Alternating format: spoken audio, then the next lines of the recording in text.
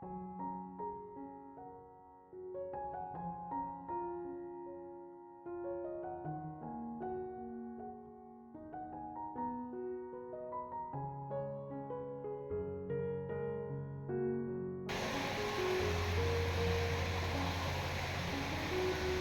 Ibu, Saudara-saudari, adik-adik kaum muda yang terkasih, Shalom, berkah dalam. Apa kabar hari ini? Semoga kasih karunia Tuhan selalu menyertai perjuangan hidup kita. Kembali pada hari ini saya mengajak Anda semua untuk mendengarkan dan merenungkan firman Tuhan. Mari kita siapkan hati kita. Tuhan bersamamu dan bersama rohmu. Inilah Injil suci menurut Santo Matius, dimuliakanlah Tuhan.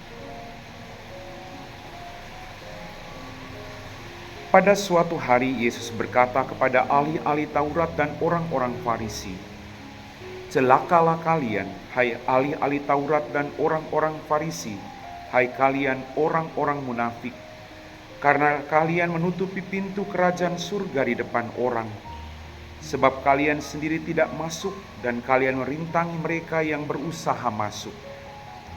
Celakalah kalian, hai ahli-ahli Taurat dan orang-orang Farisi, hai kalian orang-orang munafik, sebab kalian menelan rumah janda-janda sementara mengelabui indera orang dengan doa yang panjang-panjang. Sebab itu kalian pasti akan menerima hukuman yang lebih berat. Celakalah kalian, hai ahli-ahli Taurat dan orang-orang Farisi, hai kalian orang-orang munafik, sebab kalian mengarungi lautan dan menjelajah daratan untuk menobatkan satu orang saja menjadi pengikut agamamu. Dan sesudah ia bertobat, kalian menjadikan dia orang neraka yang 2 kali lebih jahat daripada kalian sendiri. Celakalah kalian, hai pemimpin-pemimpin buta, yang berkata bila bersumpah demi bait suci, sumpah itu tidak sah. Tetapi bersumpah demi emas bait suci, sumpah itu mengikat. Hai kalian orang-orang bodoh dan orang-orang buta, manakah yang lebih penting, emas atau bait suci yang menguduskan emas itu? Dan kalian berkata bersumpah demi mezbah, sumpah itu tidak sah. Tapi bersumpah demi persembahan yang ada di atas mezbah, sumpah itu mengikat. Hai kalian orang-orang buta, manakah yang lebih penting, persembahan atau mezbah yang menguduskan persembahan itu? Karena itu barang siapa bersumpah demi mezbah, ia bersumpah demi mezbah dan juga demi segala yang terletak di atasnya. Dan barang siapa bersumpah demi bait suci, ia bersumpah demi bait suci dan juga demi dia yang diam di situ. Dan barang siapa bersumpah demi surga, ia bersumpah demi tahta Allah dan juga dia yang bersemayam di atasnya. Demikianlah sabda Tuhan.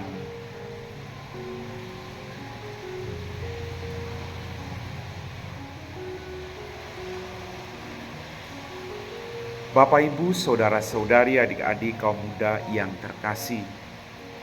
Pada bagian Injil Matius terdapat pernyataan-pernyataan Yesus yang pedas terhadap orang-orang Farisi dan ahli-ahli Taurat.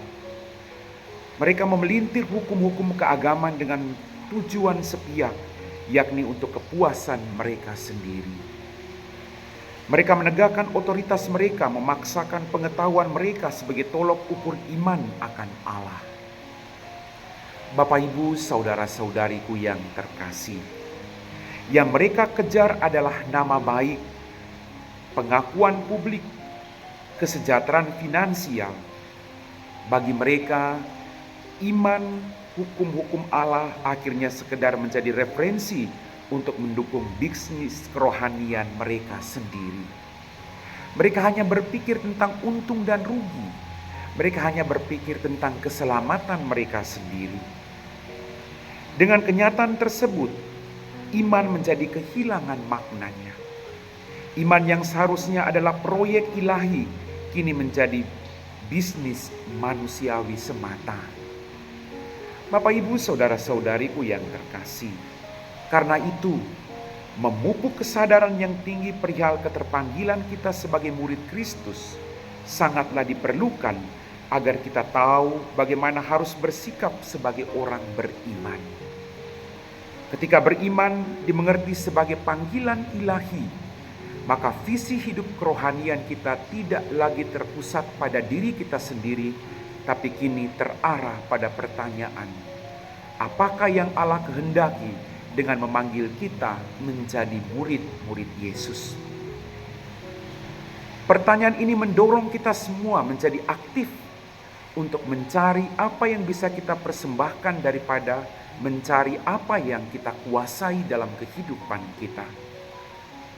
Bapak, Ibu, saudara-saudari, adik-adikku yang terkasih, pertanyaan ini mendorong kita bertumbuh menjadi aktif untuk memberi diri bagi orang lain dan tidak memanfaatkan orang lain lagi bagi kepentingan diri kita sendiri. Dengan meyakini bahwa menjadi murid Yesus adalah proyek Allah, maka kita tidak akan menciptakan proyek pribadi di dalam proyek besar Allah sendiri. Amin.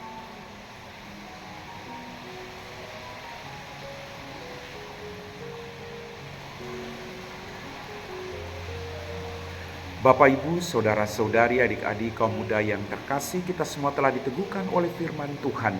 Mari kita siapkan hati kita untuk berdoa. Dalam nama Bapa dan Putra dan Roh Kudus, amin.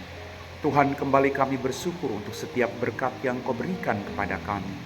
Ampuni dosa dan kesalahan kami. Pada kesempatan ini Tuhan, kami berdoa bagi mereka yang sedang sakit, baik di rumah mereka maupun di rumah sakit. Utuslah kuasa Roh Kudus untuk mendampingi mereka. Jauhkanlah mereka dari keputusasaan, tapi mereka Kau berikan semangat untuk boleh menyatukan segala penderitaan mereka dengan penderitaan-Mu sendiri. Kalau boleh Tuhan, Kau jamah mereka, Kau berikan mereka rahmat kesembuhan.